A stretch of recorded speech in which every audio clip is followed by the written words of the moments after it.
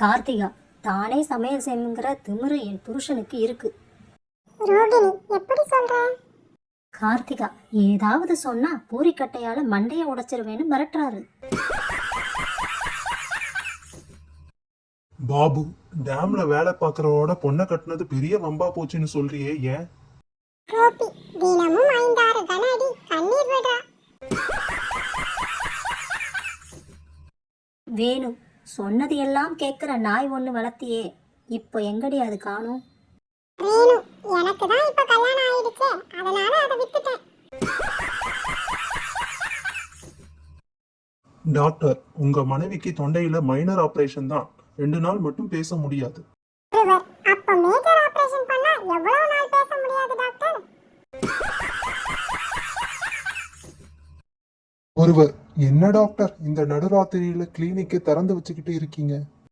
Doctor, தூக்கத்துல நடக்கிற வியாதிக்காரன் எவனாவது வருவான் தான். நோயாளி, பகல் கனவு பலிக்குமா டாக்டர்? டாக்டர், பலிக்காது, ஏன் கேக்குறீங்க? நோயாளி, நீங்க ஆபரேஷன் செஞ்சு நான் பொழைக்கிற மாதிரி கனவு கண்டேன் டாக்டர். நோயாளி, டாக்டர் இவ்வளவு மருந்தையும் 2 நாள்ல சாப்பிட்டு முடிக்கணும்னு சொல்றீங்களே, ஏன்? டாக்டர், 2 நாளைக்கு அப்புறம் எக்ஸ்பைரி டேட் முடிஞ்சிரும். நோயாளி, 2 இட்லியை கூட முழுசா சாப்பிட முடியல டாக்டர். டாக்டர், என்னாலயும் தான் முழுசா 2 இட்லி சாப்பிட முடியாது, புட்டு புட்டு தான் சாப்பிடணும்.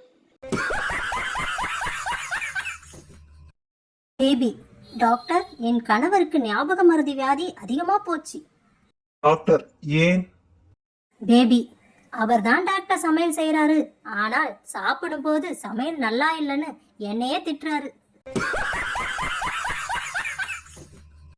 ரவி, டாக்டர் என் மனைவி ஓவரா டிவி பாக்குறா. டாக்டர், எந்த அளவுக்கு பாக்குறாங்க? ரவி, கரண்ட் கட் ஆனாலும் டார்ச் அடிச்சு பாக்குற அளவுக்கு டாக்டர்.